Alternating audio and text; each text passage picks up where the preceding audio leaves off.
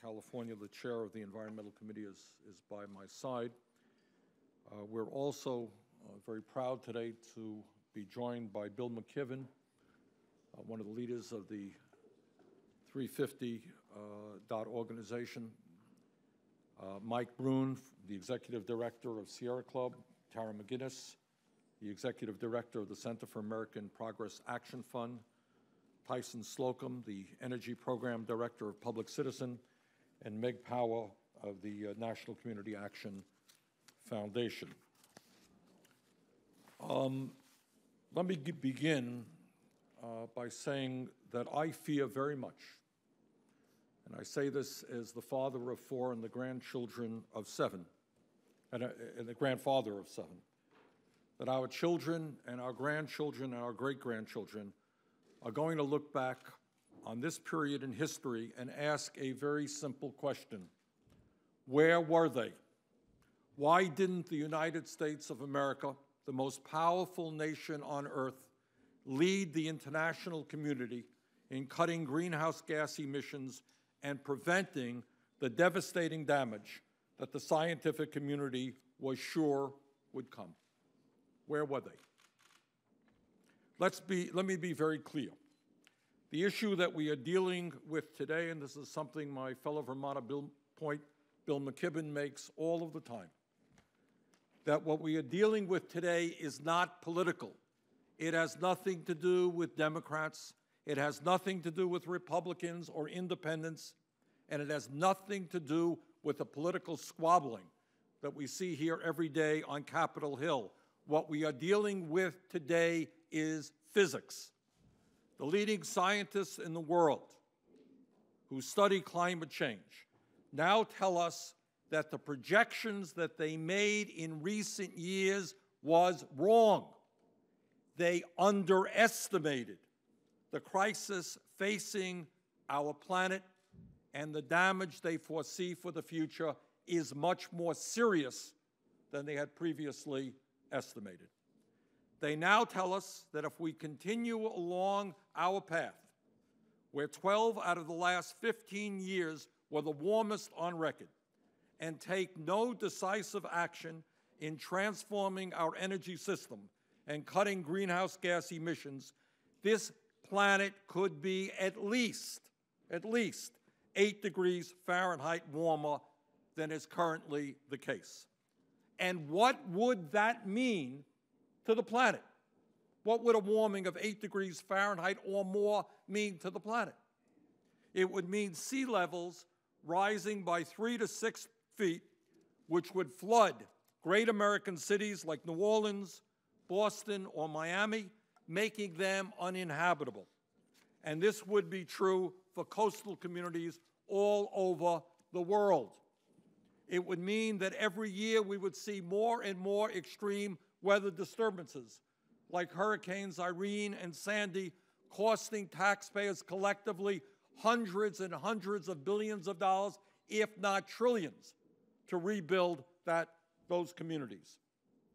And it would bring devastating harm to our economy and our productive capabilities.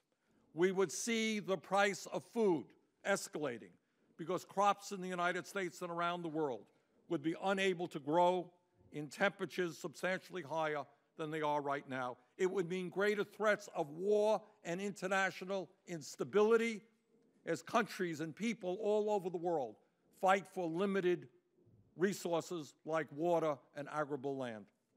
It would mean, in terms of disease, more unnecessary deaths. The legislation that Senator Boxer and I are introducing today, with the support of the leading environmental organizations in this country, actually addresses the crisis and does what needs to be done to protect the planet. That's our goal. I know media will ask me, well, how many Republicans do you have? We'll worry about that later. What this bill does is address the crisis.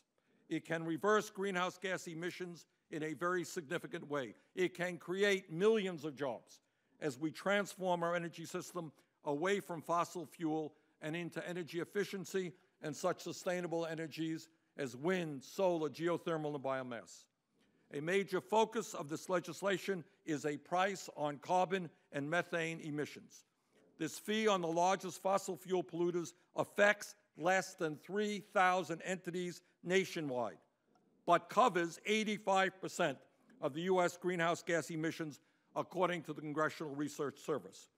This legislation ends the fossil fuel subsidies and protects communities by requiring that fracking operations comply with the Safe Drinking Water Act and disclose the chemicals they use. To protect families from fossil fuel companies jacking up prices, 60% of the carbon fee revenue will be rebated per capita to every legal U.S. resident. To protect U.S. manufacturers, this legislation includes a border fee on imported fuels and products unless the nation shipping them already has their own similar carbon price. That ensures a level playing field for U.S. businesses while creating an incentive for international cooperation. To transform our energy system, this legislation makes the boldest ever investment in energy efficiency and sustainable energy. That includes weatherizing 1 million homes a year, as President Obama called for previously. It means tripling the budget for ARPA-E to do advanced research and investing hundreds of billions through incentives and a public-private sustainable technologies fund focusing on energy efficiency, solar, wind, geothermal, and biomass, and clean transportation technology. We also provide funds to train workers for jobs in the sustainable energy economy. We provide funds to help communities become resilient in the face of extreme weather, and we pay down the debt by roughly $300 billion over 10 years. We have, in conclusion, the opportunity right now with the President's commitment in the State of the Union to make major progress. The President can and must use his authority to cut down on power plant pollution and reject the dangerous Keystone XL project. But he cannot give up on a comprehensive legislation solution, and neither can we, and that is what Senator Boxer and I are offering. Thank you. Thank you. Senator Barbara Boxer.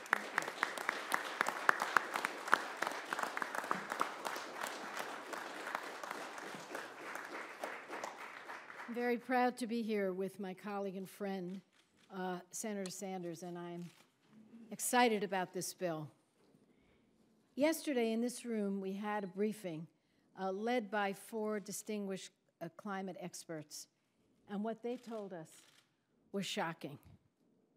They used expressions like this: if we do nothing, game over.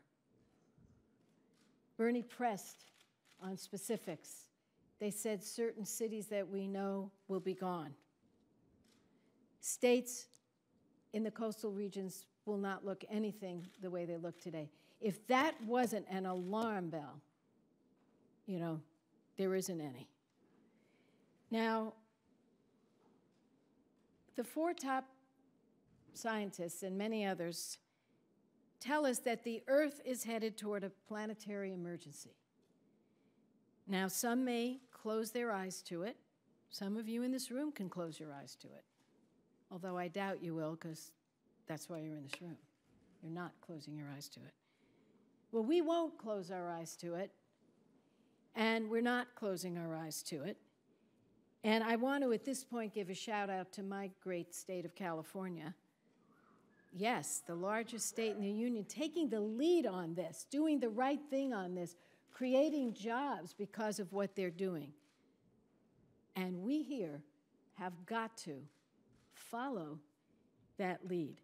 Now, some say wait for China. Let me show you a picture, 2 pictures of this. Here's some recent pictures taken. This is what it looks like. Are we going to wait for China to take the lead when their people can't breathe and you can't see anything? I was there a little over a year ago, and you couldn't see. So we're not waiting. We can't wait. We have to lead. And when we lead, it matters. I want to thank Senator Sanders. Thank you to my staff. I want to thank Senator Sanders for crafting a very straightforward and smart bill. The thing I've learned about Bernie, working with him over the years, is that, you know, when you speak with him, it's straight from the shoulder talk. There's no, dancing around. And this bill reflects that. And that's why I like it. It's clear, it's simple to understand, and it's a good, good bill. We know the cause of our trouble. There's no mystery. This isn't trying to find what's causing some dreaded disease and it takes forever to figure it out. We know what's causing the problem. Too much carbon pollution in the air. That's causing the problem. And I think one of our speakers yesterday suggested rather than say climate change, we should say climate disruption. So I'm going to talk about this issue as climate disruption. Now, I also want to give a bit of good news about the power of EPA. And I have a chart that shows you the various sectors that produce greenhouse gas emissions. So electricity sector produces 34%, transportation 27%, industrial 20%. Now, those three sectors right now can be regulated in terms of the emissions by the EPA. We wasted 4 years under George W. Bush because he fought and said, no, no, no, no. EPA does not have the power to go after greenhouse gas emissions. But thank God this court ruled in our favor. It was as clear as it could be. I'm not a lawyer. All you do is read the Clean Air Act, and it said straightforwardly that greenhouse gas emissions are covered. But it had to go all the way to the Supreme Court. So this is the good news. They can act. But given the extent of the crisis, it's not enough. That's why I'm working on the residential commercial building sector and have some bills on that. But we need to go further. We need to go further. Thank you very much, Joe. And what our bill does, it puts a fee on that carbon pollution at its source. And what I love about this bill, it also matches that fee with a fee on imports that have also added to carbon pollution so as not to disadvantage our business people. And the proceeds go for very important priorities, as Senator Sanders has said. Energy rebates, very key. Infrastructure, which I pushed hard for because I think it's critical that we build our infrastructure and build it in an efficient way. And clean energy. The proceeds will create jobs, many jobs, and the rest of the proceeds will reduce the deficit. So the Sanders-Boxer bill reduces carbon pollution and climate disruption while creating jobs and reducing the deficit. If ever there was a win-win-win, this bill is a win-win-win. And if you add this to the positive steps the EPA can take under the Clean Air Act, then the American people will see that we are serious. And we are not waiting for China, who could care less about the pollution their people breathe. We're not waiting for any other country. We, the greatest nation on earth, will take the leadership. So what an honor it is for me to be part of this. Thank you very much, Bernie.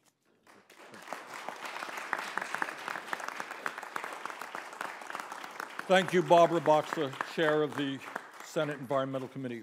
It gives me a great deal of pleasure now to introduce a man who has not only over the last number of decades been one of the most prescient thinkers on the issue of climate change, but also in terms of his work and leadership at 350.org, one of the important international organizers in opposition to global warming. Please welcome Bill McKibben. Thank you, Senator Sanders and Senator Boxer, for inviting me, but also for this bill. I think it's no accident that the states of California, which has been leading on climate change, and Vermont, which has more green jobs per capita than any state in the union, understand the opportunities, not just the challenges, but the opportunities represented by this transition. This has been an important week in Washington. One of the most important weeks in the 25-year history of this climate fight. Important because the President was talking about it in his State of the Union. Important because people from all over the country are pouring into this city to demand action. 50 of us leaders, including Michael Brune, were arrested yesterday outside the White House trying to send a message we need to stop this dangerous Keystone project. There'll be tens of thousands on the Mall on Sunday in the largest climate demonstration in this country's history. But it's also really important because of this piece of legislation, which really does set a benchmark for where we need to go. It establishes really important things, including the premise that if the sky belongs to anybody, it belongs to us and not the fossil fuel industry. The basic structural problem that's powered climate change is that alone among industries, fossil fuel industry can pour its waste into the atmosphere for free. And that would end with this bill, and with that end, we would begin to see substantial and real change taking place.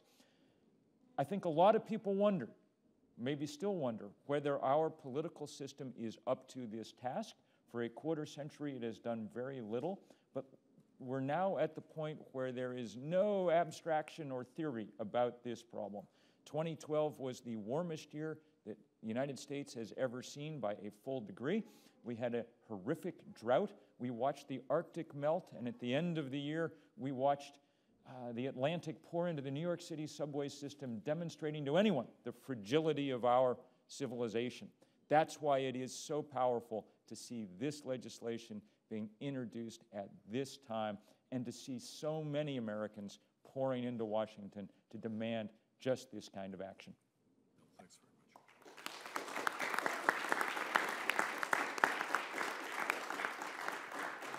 much. Now I'd like to introduce Bill's fellow jailbird, Mike Brune, who's the Executive Director of the Sierra Club. Mike. Thank you, Senator. Good morning, everyone.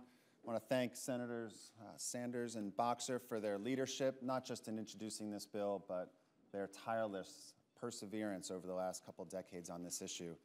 The Sierra Club is proud to support this bill.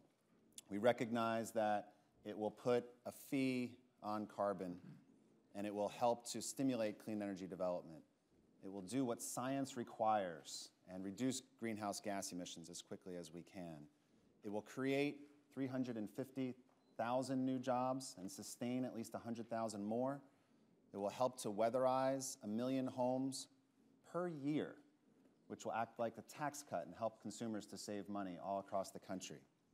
So we regard this as a thoughtful, principled, and very timely action. I want to introduce someone here today. My parents are here in the front row. Robert and Patricia Brune. My father and mom raised my brothers and sisters on the Jersey Shore, Chadwick Beach, New Jersey. My dad built our house with my uncle. And when Superstorm Sandy hit a few months or so ago, our house was flooded. First floor had to be gutted. My parents haven't been able to move back for 4 months. And so what we saw in New Jersey is the same thing that we're seeing in Texas, the same thing that we're seeing in communities around the world, where climate change, which for many people used to be this abstract, distant concept, was brought to our doorstep. I also want to introduce my wife, Mary, and our 3 little cuties in the back row there. Genevieve, who is clearly outspoken, my daughter Olivia, and Sebastian over there. And I wanted to talk to them because they're hearing some scary things. Some scary things about our future. And also, I wanted to introduce some optimism into this conversation, because where a lot of people have very eloquently talked about the moral obligation that we have as a society to address climate change, we don't often talk about the economic opportunity that's inherent in a clean energy transition. So Sebastian and Olivia and Genevieve, they're lucky because they're going to grow up in the first society that's powered by energy that's safe and secure and sustainable.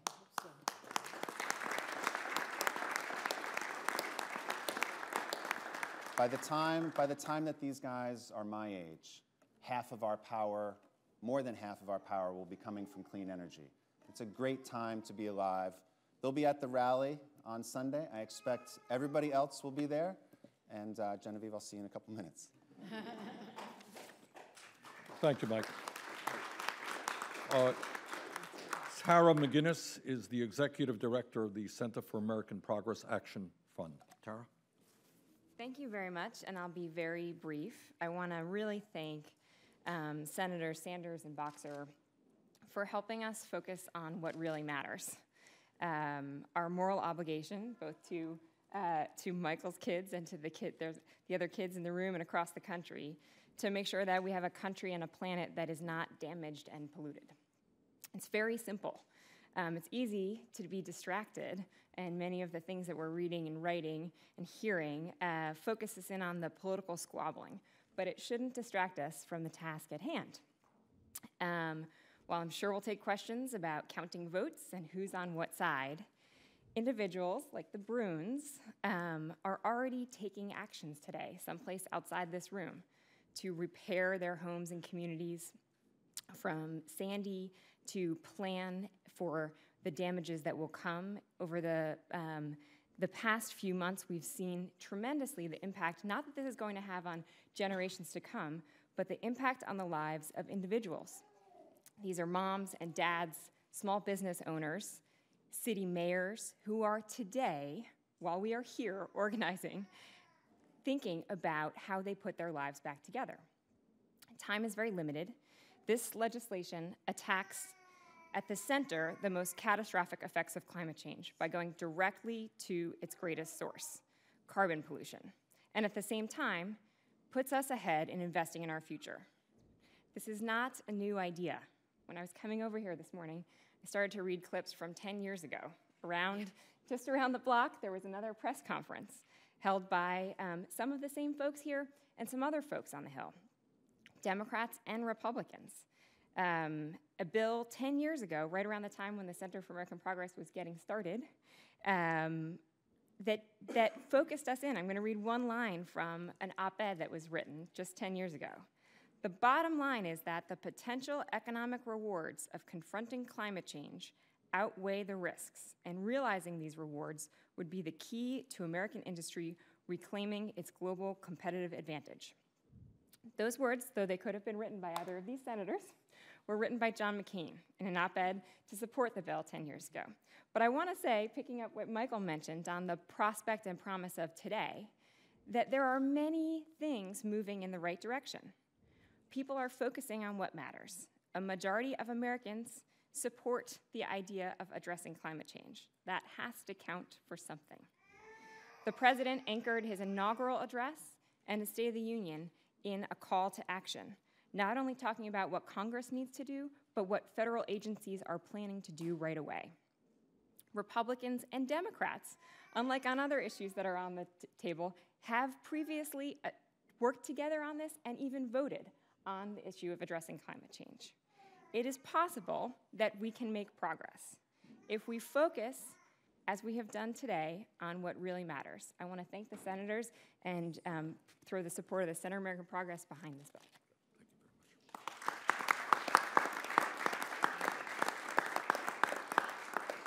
Tyson Slocum is the Energy Program Director with Public Citizen. Tyson? Thank you so much. On behalf of Public Citizens, more than 300,000 members and supporters across the country, I want to sincerely thank Senators Sanders and Senator Boxer for their bold leadership on putting forth this legislation to address climate change. Public Citizens members have been demanding that we take action on climate change, and because we represent one of America's largest consumer advocacy groups, our duty is also to protect working families. And I'm proud to say that this legislation accomplishes both goals. By assigning a price on carbon, the legislation is able to adequately put a price on our fossil fuel addiction. And by dedicating 60% of those revenues to send directly back to working families, it's able to protect households. We've been saying for years at Public Citizen that American families want to take action on climate change, but they don't always have the resources to make their homes more energy efficient. They can't afford to install solar panels on their home. They don't have access to good mass transit solutions in their communities. I'm proud to say this legislation does a lot of those things to help give the tools that working families need to address climate change by providing tens of billions of dollars in financing for weatherization assistance and for community assistance on funding sustainable energy solutions. Public Citizen is proud to endorse this legislation and to follow the bold leadership that Senator Sanders and Senator Boxer have set forth today, and we're happy to stand with the other organizations in supporting this bill. Thank you. Thank you, Tyson. Last but certainly not least is Meg Power, who's representing the National Community Action Foundation. Meg? National Community Action Foundation represents the nation's about 1,000 community action agencies. These are low-income programs at every community, and most of them deliver low-income home energy assistance, the weatherization program, and they just finished 1 million units, so it's obvious we can do it. And they also advocate in front of state utility regulatory commissions and legislatures on behalf of the low-income customers. 5 years ago, we set out with Public Citizen and National Consumer Law Center and Friends of the Earth to set down what the principles are for a climate bill that's fair. It's going to be expensive, it's going to be hard, so what's fair? What includes the most vulnerable citizens? What protects them? Our agencies at the time in Biloxi and New Orleans, and I told you we have them everywhere, in Pat Christian, now in New York, have been asking tough questions. What are you doing for us? This is the right way. This is the principled way. As Tyson said, it puts money back in everybody's pocket and in a progressive pattern. It addresses the community mitigation and protection. It is fair to every one of the citizens in this country. We're all vulnerable citizens. It is particularly fair to the most vulnerable and inclusive, and it's smart. The only thing was my members, when they've heard about this press conference over the last few days, went, sure, of course it's Senator Boxer and Senator Sanders. We're used to their leadership and creativity and their guts, and we're so grateful. Thank you. Thank you. Okay, thank you very much, Meg. Any questions? Anyone may have? Sir, you are with whom? I'm sorry, Zach Coleman with the Hill. Yeah. And I wanted to know, pressing ahead on the legislative front, is there any plan for committee votes? And there are. Let me introduce the chairman of the committee. Well, my plan at this point is the first bill we're going to do is the Water Resources Development Act, which, by the way, has a whole section on extreme weather events in terms of mitigation.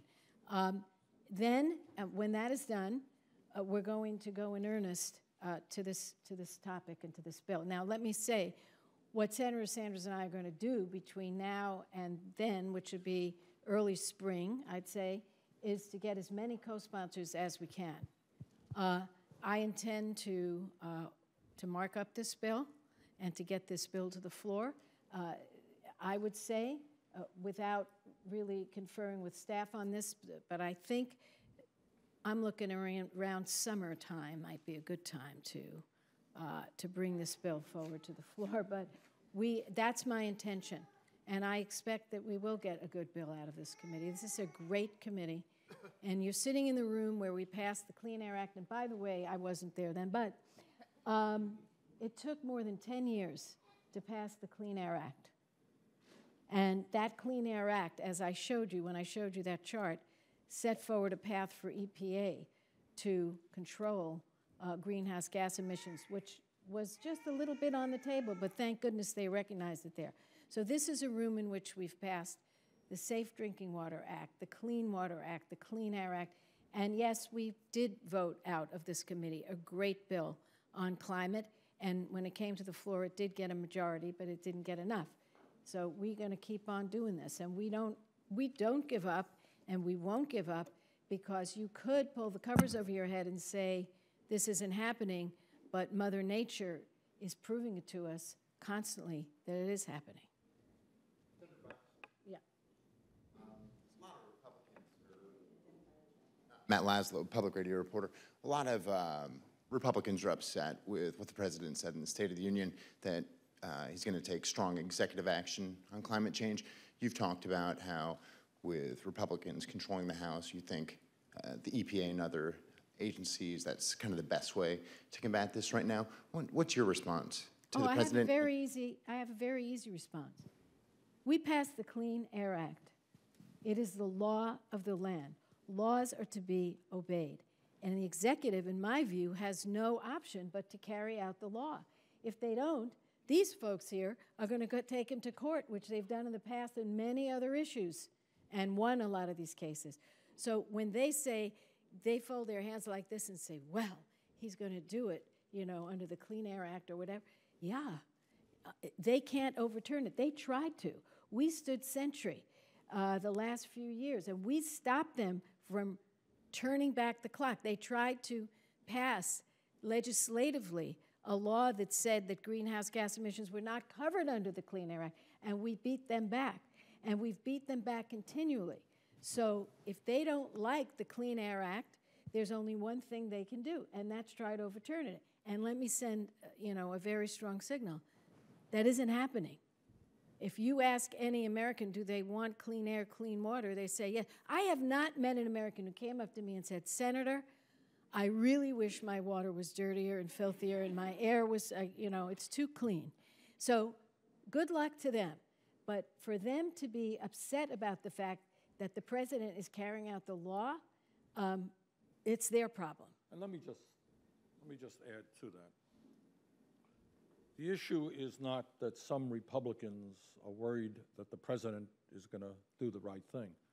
The real question that the American people are asking is how we can have a majority of Republicans in this country who refuse to even recognize the reality of climate change, let alone support strong action to move us forward. That is the question that the American people are asking, not whether the government is going to support the Clean Air and Clean Water Acts.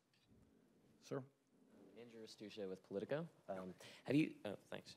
Have you talked to Senator Reid about, and is he supportive of bringing the bill to the floor? And have you talked to the White House, and do they endorse the bill? Well, I have over the years talked to Senator Reid, as has Senator Boxer, on this issue. In general, he is sympathetic, and we'll see how he and other leaders come down in the months to come.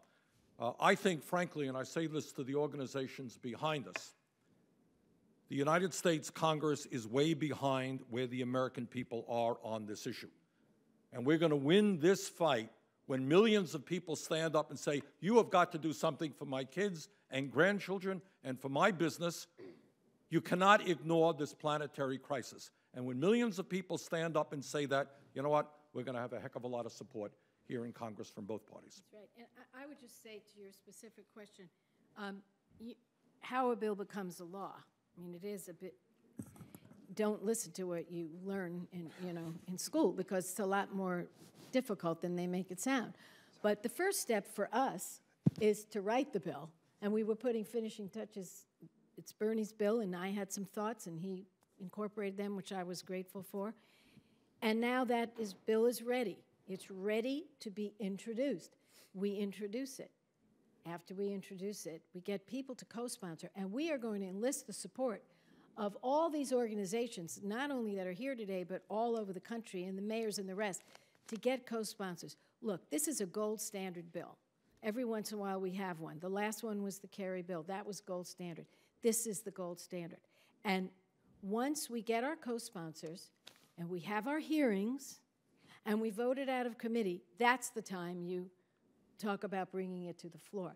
But I want to underscore what Senator Sanders said, and then I have to go because I have an important meeting with the NRC chairman, so I have to go. But just let me say this. The people are the ones who are in control of what happens. And that's a great thing, because they are so far ahead of us. They know what they're seeing. No big oil company can sit down in their living room and tell them Superstorm Sandy didn't happen, or droughts didn't happen, or these fires and the bark beetle and all the other things they see happening in front of their eyes. So once we get the co-sponsors and we have the hearing and we get the bill marked up and it comes out of this committee, that's the time to discuss when it goes to the floor And all of this plays in front of the backdrop of what we have here today. These fabulous representatives of I consider mainstream environmental organizations, they're here as individuals. They represent millions of people in this country. And we're going to have to do this. And you know, the one thing about Bernie Sanders and Barbara Boxer and Barack Obama is we like to organize. And we think the community is the key. So here we are. We've been beat down, we got up, we fought back, we're still on this, and we're re-energized, and that's a good word, re-energized with clean energy, and we're ready to go. And thank you very much. Thank you.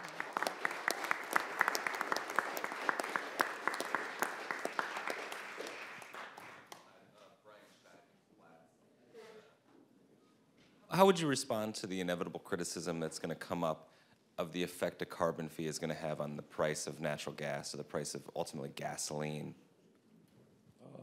First of all, we are putting a huge amount of money in rebates to protect consumers.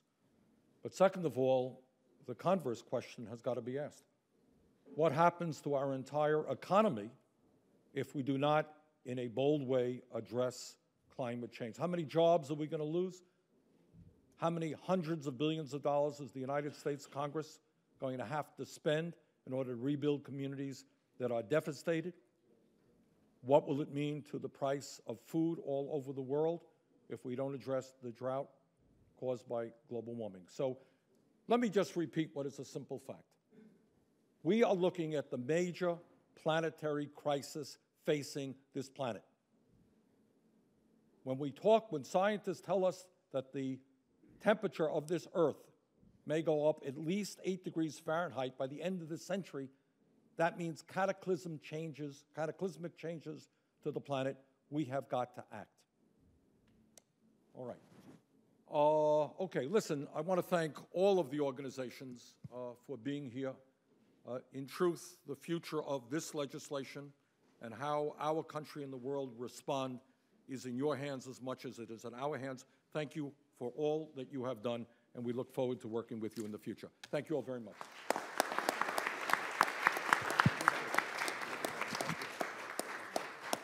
All right.